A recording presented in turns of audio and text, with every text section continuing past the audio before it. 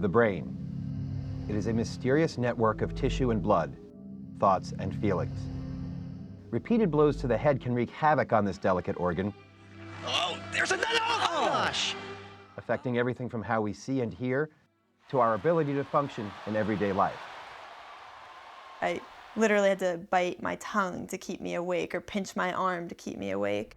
24-year-old Katrina Majewski's field hockey career at Rutgers University was cut short her freshman year after she suffered her 8th concussion.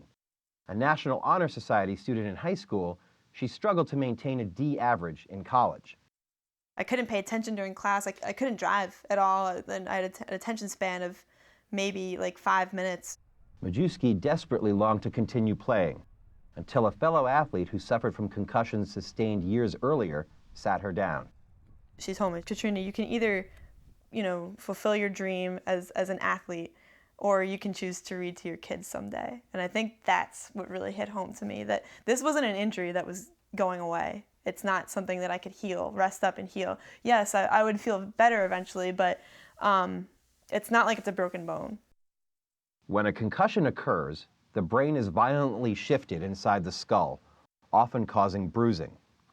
Many people associate this head trauma with football or boxing. Most studies have focused on male athletes. But recent research suggests that in sports that both men and women play, female athletes sustain a higher percentage of concussions during games than male athletes. This has been like a little dirty secret. Jill Brooks, a clinical neuropsychologist who treats a growing number of female athletes in her practice, says history has dictated the direction of medical research. The majority of research that was completed was in looking at male subjects. We can't make judgments about the physiology of males and apply that directly to females and have it just work seamlessly.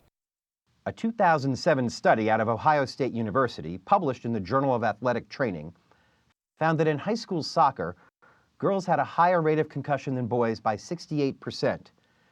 And in high school basketball, girls also had a higher rate of concussion than boys, nearly 3 times higher. There are obvious hormonal differences, testosterone being so much higher in the men, estrogen being so much higher in the women.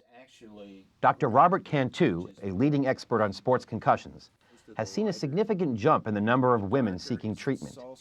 In addition to hormones, Cantu points to muscular differences between men and women as another potential culprit. Women, just like young athletes, usually aren't working on their neck strength. The neck, when you can see the blow coming, becomes the shock absorber for the head and the brain. And to the extent you can resist having your head suddenly snapped because of powerful neck muscles, you'll reduce the forces that the brain sees. There have been some studies to show that if girls and women report their symptoms or talk about symptoms more, they may be viewed as complaining more, and that the injuries may be taken less seriously by the people who are in charge in terms of providing their health care. And there are some studies that showed that in the event of sustaining a concussion, that males were treated for their concussions almost 24 hours sooner than females were.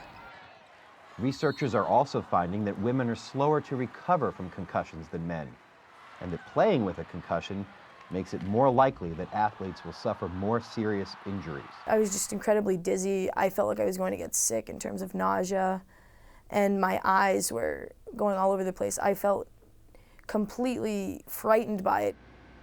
Anne-Marie Elvin, a member of Princeton University's ice hockey team, is currently spending her freshman season on the sidelines after suffering her 6th concussion in the past 21 months. All of the first 4 concussions I received were during games on the ice, and I think the thing that would define them best is that it was partially my fault in a way. I compounded the impact by not listening to trainers or being stubborn and just being so competitive that I wanted to keep playing. Decades down the road, the most worrisome situation is that the individual will develop mild cognitive impairment, which over time may get worse. They may develop depression. They may develop, in addition to that, difficulties with impulsivity control. lack of control, irrational emotional behavior.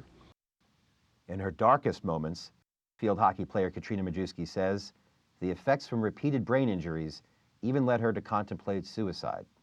I didn't want to live anymore. That was the lowest point that I got to. I think there was a little bit in there about me not being able to play field hockey anymore. It was an identity for me, this sport, but more so it was the effects that this concussion had. The depression was terrible. I think that it is the athlete's responsibility to cherish your body, especially your brain. It's not just a bump to the head, it's permanent damage.